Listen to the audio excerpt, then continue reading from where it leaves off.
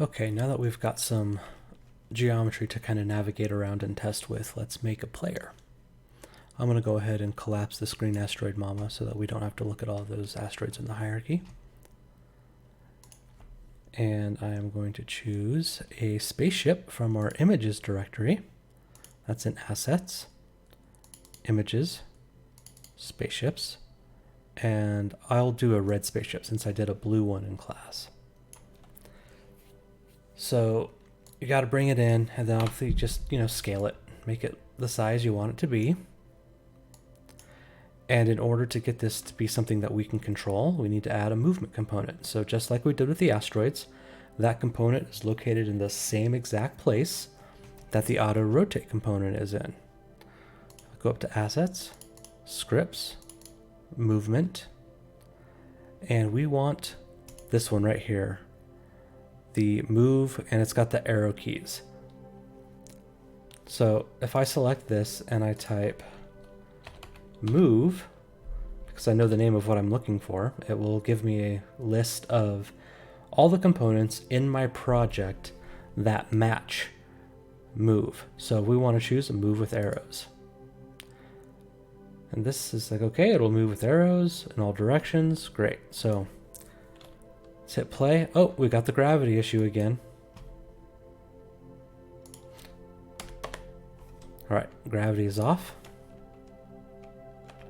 Whoa. He moves around, really hard to control. So let's increase the friction. Let's give him 0.02 amount of friction. See how that slows him down?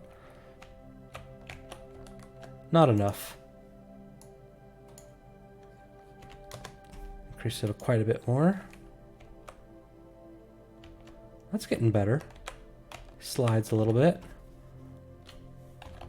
All right, so while it's playing, if I try to edit a component, it won't save it normally, right?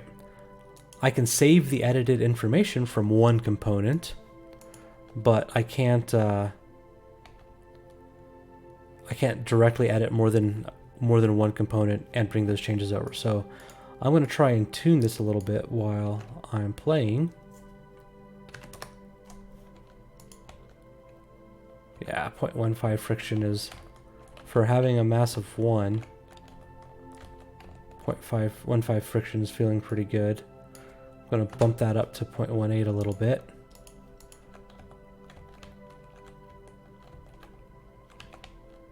Just kind of playing with it, seeing how I like it.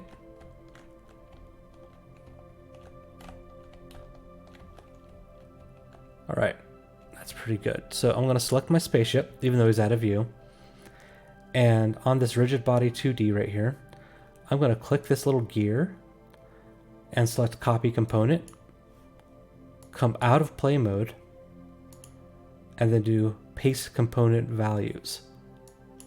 And that will put the values that I tuned while it was playing back into the game. So now when I play, yep, the values are the same. That's what I was looking for. So the other problem is that the ship is not colliding with the asteroids. So for that, we need to add a collider. I'm going to click Add Component again, clear Move out of there.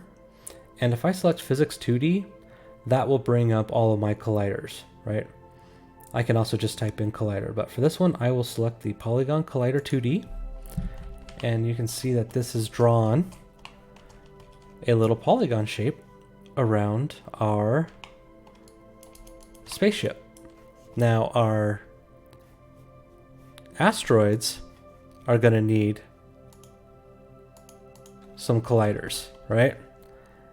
And, I could go in here, like we did before, or I was explaining before, and, I could try to add a collider to each and every single one of these.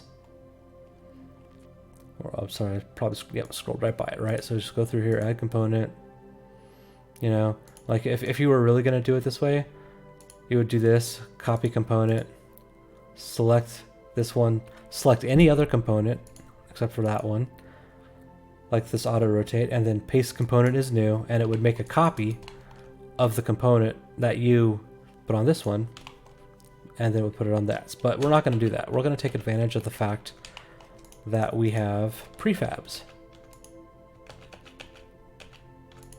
Okay, they're gone. So under the assets, prefabs, maze, green rotating asteroid, add component, physics 2D, polygon collider. Now every single asteroid has been updated with a collider.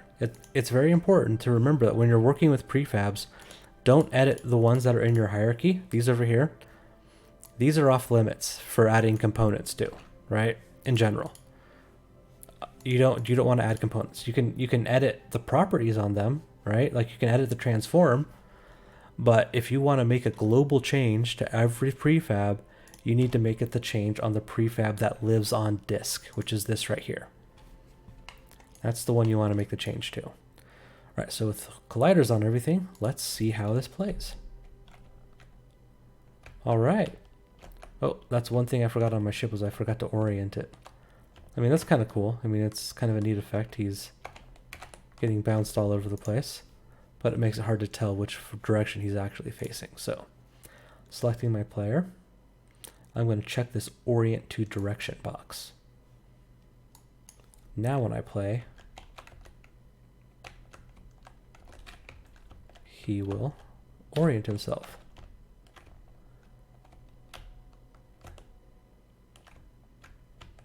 All right, very good.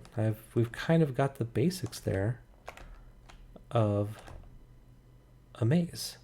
We've got terrain to navigate and something to navigate.